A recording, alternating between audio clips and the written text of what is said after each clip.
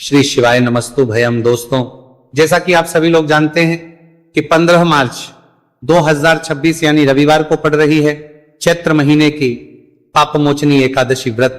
और दोस्तों, यह वह तिथि है जो चैत्र महीने में पड़ने वाली सबसे बड़ी तिथि है, क्योंकि यह रविवार के दिन पड़ रही है और इसका बहुत ही बड़ा और विशेष महत्व होता है। पूज्य गुरु जी ने कहा है कि अगर कभी भी मौका लग जाए और चैत्र महीने की एकादशी तिथि रविवार को पड़ जाए तो आप लोगों को 7 चावल के दाने वाला उपाय तो अवश्य ही करना चाहिए। इन दोनों का संयोग बहुत कम आता है।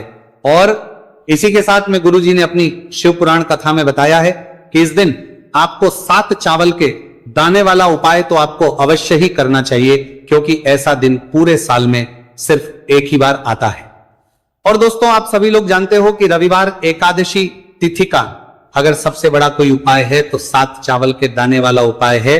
तो इस रविवार एकादशी तिथि के दिन आप लोगों को इस 7 चावल के दाने वाला उपाय को जरूर करना है। बहुत सारे लोग होंगे जिन लोगों ने इस उपाय को ना किया हो, मतलब पूरा महीना निकल गया, उन्होंने किसी भी दिन इस 7 चावल के दाने वाला उपाय को ना किया हो। पर दोस्तों, आपके पास एक आखिरी मौका बचा हुआ है जो कि 15 मार्च के दिन है। तो इस दिन आप लोगों को इस वाले उपाय को जरूर कर लेना है। भले ही आपने पूरे महीने भर इस उपाय को ना किया हो, पर अगर आपने इस चैत्र महीने के रविवार एकादशी तिथि के दिन अगर इस वाले उपाय को कर लिया तो आपको इस उपाय को करने का वह फल मिलेगा जिसकी आपने कभी कल्पना भी नहीं करी होगी। इसीलिए आप लोग इस वाले उपाय को एक बार जरूर कर लेना है, ताकि आप लोगों के हाथ से ये मौका ना जा सके और आपको इस उपाय को करने का फल मिल सके। दोस्तों, ये उपाय पंडित जी ने अपनी अभी की ही श्री शिव महापुराण की कथा में बताया है, जिस उपाय को आज हम आपको बहुत अच्छे से समझाने वाले हैं। इस वीडियो को देखने के बाद इस उपाय को के लिए आपको कोई और वीडियो को देखने की जरूरत नहीं पड़ेगी। तो चलिए दोस्तों, उपाय को शुरू करते हैं। देखिए, यह है इस चैत्र महीने के रविवार एकादशी तिथि के दिन यह इतना खास होता है, इतना महत्वपूर्ण होता है। देखा गया है कभी कभी बड़े बड़े पूजा पाठ अनुष्ठान से जो मनोकामना पूर्ण नहीं होते, वह चैत्र महीने के रविवार एकादशी तिथि के दिन एक छोटे से उपाय करने से ही आपकी मनोकामना हो जाती है। और बहुत सारे लोगों ने इस उपाय को किया भी है और उनको इस उपाय को करने का फल भी जरूर मिला है। अगर आप लोग भी इस उपाय को करना चाहते हैं तो आप इस उपाय को पहले अच्छे से समझ लेना, सुन लेना, उसके बाद करना, आपको इस उपाय का फल जरूर मिलेगा। और इस उपाय को कर लेने से आपके घर में चाहे किसी भी प्रकार की दुहक और समस्या क्यों ना चल रही हो, आपको उसका कारण भी नहीं पता है कि भाई ये समस्या किस कारण से चल रही है। कुछ भी कारण हो सकता है, जैसे पितृदोष हो सकता है या किसी भी तरह का मंगल दोष भी हो सकता है। तो इस दिन आप लोगों को यह वाला उपाय कर लेना है। ये एक ऐसा उपाय है जिस उपाय को अगर किसी विशेष दिन पर किया जाए तो भाई उस विशेष दिन का जो है वह तो हमें मिलता ही मिलता है, पर हमने उस दिन पर इस उपाय को किया है तो हमें उससे भी बड़ा फल मिलता है और फल बहुत जल्दी मिलता है, क्योंकि आप इस उपाय को बहुत ही बड़े और विशेष दिन पर कर रहे हो।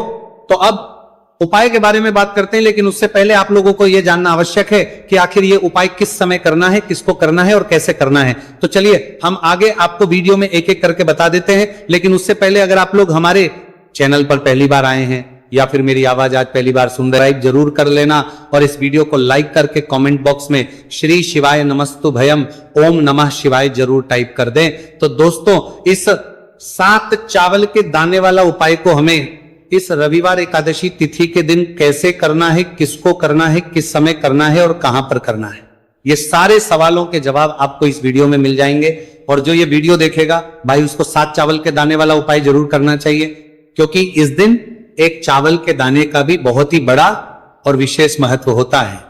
और जब बात आ जाए 7 चावल के दाने वाला उपाय की, तो ये सोने पर सुहागा वाली बात हो जाती है और ये एक बहुत ही बड़ा उपाय हो जाता है इस रविवार एकादशी तिथि का। तो अब दोस्तों, इस 7 चावल के दाने वाला उपाय को आखिर करना किसको है, सबसे पहले हम लोग वह बात जान लेते हैं। तो देखो, घर की जो बड़ी माताएं बहनें होती हैं, उन माताओं बहनों में से कोई भी एक बड़ी माता बहन इस वाले उपाय को कर सकती है। और दोस्तों, अगर आप चाहें तो अपने घर में से सभी सदस्यों को भी इस उपाय को सकते हैं। अगर किसी व्यक्ति की खुद की कोई मनोकामना है खुद की कोई दुख और परेशानी है जो कि वो अपने लिए ही करना चाहता है, इस वाले उपाय को तो वह खुद अपने लिए भी कर सकता है।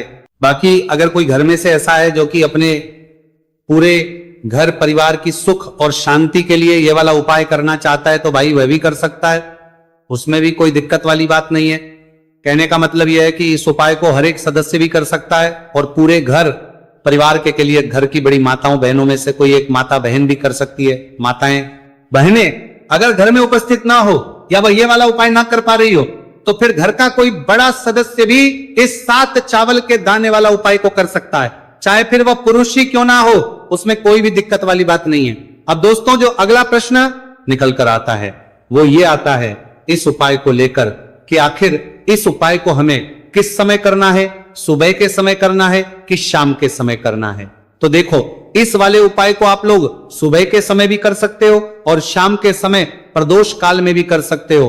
अब अगर आप पूछो कि भाई सबसे उत्तम समय कौन सा रहेगा इस 7 चावल के दाने वाला उपाय को करने का, तो हम आपसे बस यही कहेंगे कि इस उपाय को आप सुबह के समय करेंगे तो ज्यादा बेहतर होगा।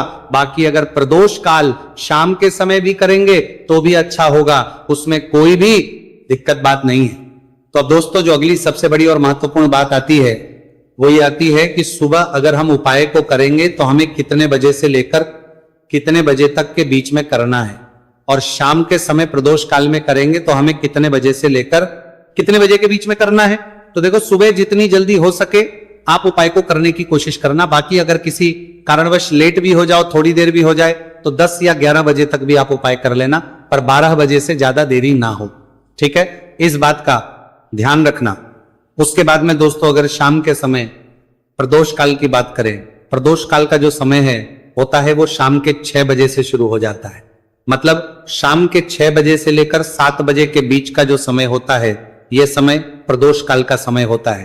तो आप इस उपाय को 7 या 8 बजे के बीच में भी कर सकते हो। मतलब शाम के 6 बजे से रात 8 बजे के बीच में आप कभी भी इस वाले उपाय को कर सकते हो, उसमें कोई भी दिक्कत वाली बात नहीं है। देखिए दोस्तों एक एक करते हुए हम उपायों को समझेंगे। सबसे पहला उपाय बहुत ही आसान सा उपाय है। देखो यदि आपको ऐसा लगता है कि बाबा आपकी सुन ही नहीं रहे हैं, बाबा आपकी मनोकामना परिपूर्ण कर ही नहीं रहे हैं, आपने कई उपाय कर लिए, कई आपने इच्छाएं महादेव के सामने रख दी लेकिन आपकी मनोरथ जो है वो परिपूर्ण हो ही नहीं रही है, और आप चाहते हैं कि वो मनोरथ जो आप कई दिनों से बाबा से मांग रहे हैं वो परिपूर्ण हो जाए, तो आपके जीवन के दुख तकलीफ है ये सब दूर हो जाए। देखिए हो सकता है आपके घर में कोई कोर्ट केस चल रहा है या आपके घर में बहुत ज्यादा लड़ाई झगड़े चलते हैं, तो आपके घर में अगर शांति नहीं है, आपके घर में धन की कमी है, धन की वजह से आपके घर में बहुत ज्यादा लड़ाई झगड़े चल रहे हैं, तो आपकी तकलीफ दूर होने वाली है। स्वयं नंदी जी वाला ये विशेष उपाय है। नंदी जी के कान में कुछ बोलना है, नंदी जी के कान में इस प्रकार से बोलना है और आपकी मनोकामना परिपूर्ण हो जाएगी। देखो क्या क्या चीजें को लेनी है, पहले ये समझ लीजिए। आपको लेना होगा एक बेलपत्र, बेलपत्र 3 पत्ती होनी चाहिए, कहीं से भी खंडित नहीं होना चाहिए, ठीक है। बेलपत्र के साथ में आपको लेना है पीला चंदन मात्र 1 बूंद मात्र, 1 बूंद छोटी सी टिकी आपको लगानी है बेलपत्र में, इसीलिए थोड़ा सा ही पीला चंदन आपको लेना है और इस पीले चंदन के अंदर थोड़ा सा जल मिला देना है ताकि गीला हो जाएगा, पेस्ट के रूप में तैयार हो जाएगा। आ गई इतनी बात समझ में। अब आप क्या करना है, आपको साथ में लेना है 7 चावल के दाने। महादेव आप आपका साथ देने वाले हैं इन 7 चावल के धनों से। अब आपको क्या करना है, भगवान शिव के मंदिर में आपको जाना है। नंदी जी बैठे हैं, नंदी जी के पास में मतलब जो पैर उठा हुआ रहता है ना नंदी जी का, उस साइड आपको सीधे साइड आपको बैठना है। इस यहां पर जैसे ही बैठोगे यहां पर आपको बेलपत्र लेना है और बेलपत्र की जो ये बीच की जो डंडी है यहां पर आप मात्र पीले चंदन की एक बिंदी लगा देनी है। पीले चंदन की बिंदी लगा दी।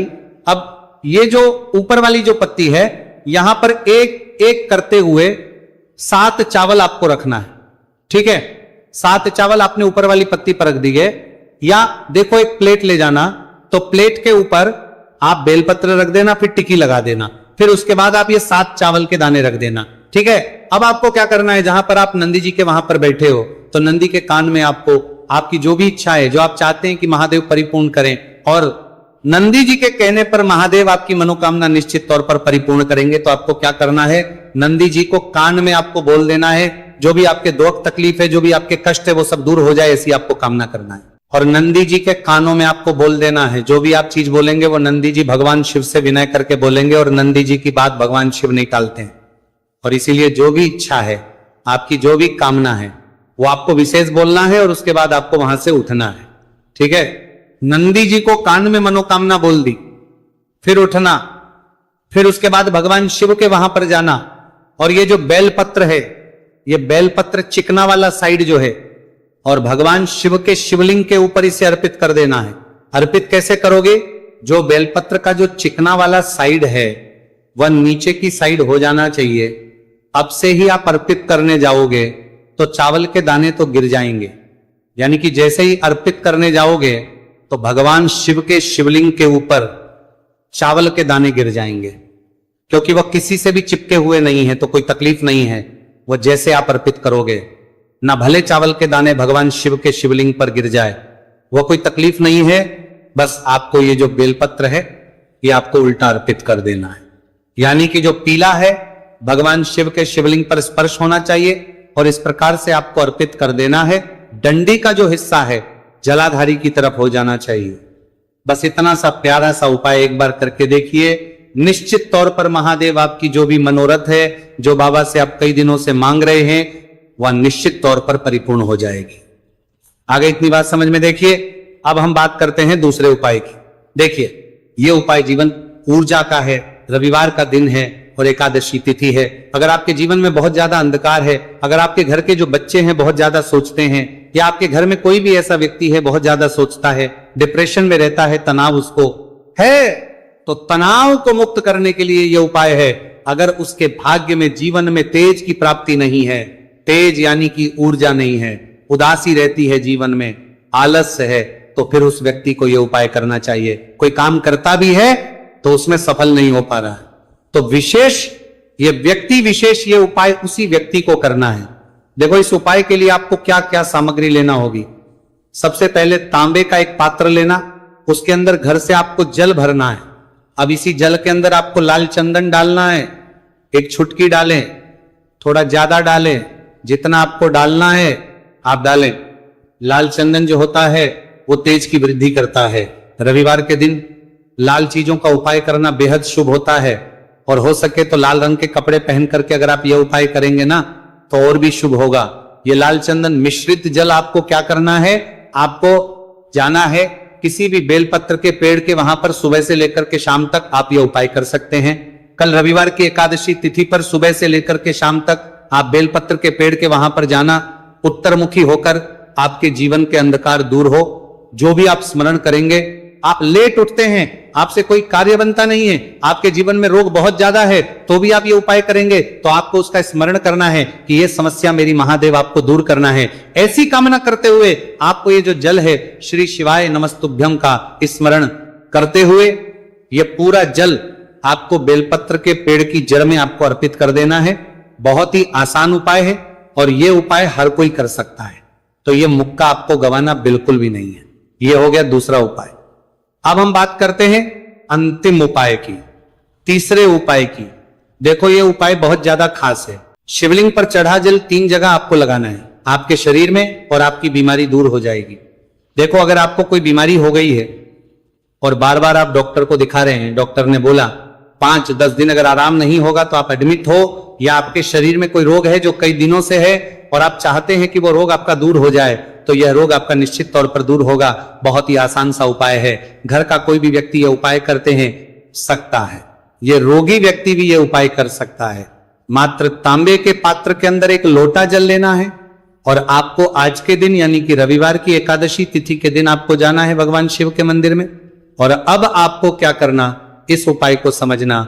1 लोटा जल है, अब आपको भगवान शिव के शिवलिंग पर सबसे पहले गणेश जी के स्थान पर, कार्तिकेय जी के स्थान पर, माता अशोक सुंदरी वाले स्थान पर, पार्वती माता के हस्त कमल पर, फिर भगवान शिव के शिवलिंग पर आपको अर्पित कर देना है। जैसे ही जल जलाधारी के वहां पर आएगा ना, वह जल आपको झेल लेना है। ठीक है, जल झेल लिया आपने। अब आपको क्या करना है, महादेव से प्रार्थना करना है कि यह बीमारी दूर करने के लिए मैं मेरे घर पर लेकर के जा रहा हूं।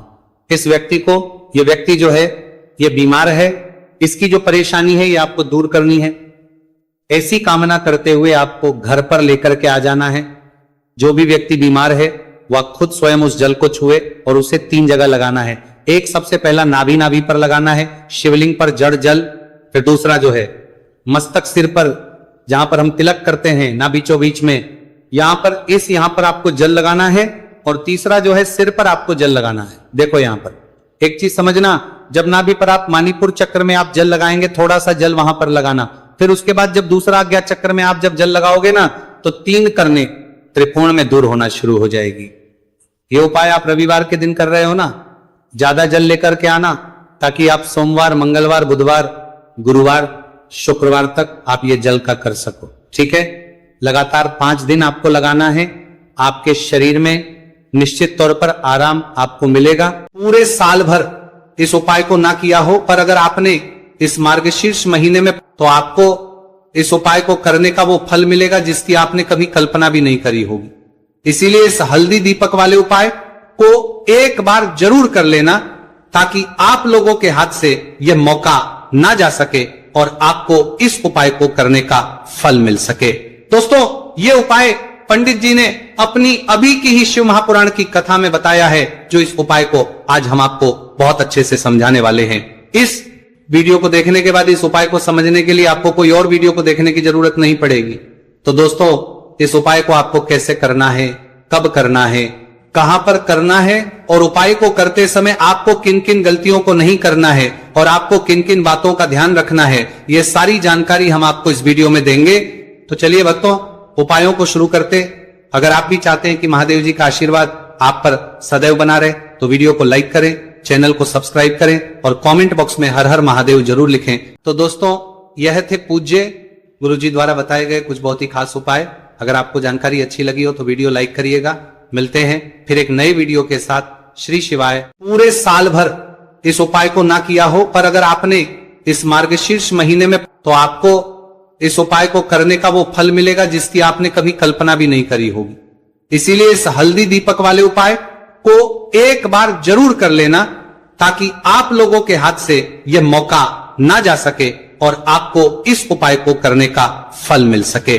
दोस्तों, ये उपाय पंडित जी ने अपनी अभी की ही शिव महापुराण की कथा में बताया है, जो इस उपाय को आज हम आपको बहुत अच्छे से समझाने वाले हैं। इस वीडियो को देखने के बाद इस उपाय को समझने के लिए आपको कोई और वीडियो को देखने की जरूरत नहीं पड़ेगी। तो दोस्तों, इस उपाय को आपको कैसे करना है, कब करना है, कहां पर करना है, और उपाय को करते समय आपको किन किन गलतियों को नहीं करना है और आपको किन किन बातों का ध्यान रखना है, ये सारी जानकारी हम आपको इस वीडियो में देंगे। तो चलिए भक्तों, उपायों को शुरू करते। अगर आप भी चाहते हैं कि महादेव जी का आशीर्वाद आप पर सदैव बना रहे, तो वीडियो को लाइक करें, चैनल को सब्सक्राइब करें और कमेंट बॉक्स में हर हर महादेव जरूर लिखें। तो दोस्तों, यह थे पूज्य गुरुजी द्वारा बताए गए कुछ बहुत ही खास उपाय। अगर आपको जानकारी अच्छी लगी हो तो वीडियो लाइक करिएगा। मिलते हैं फिर एक नए वीडियो के साथ। श्री शिवाय।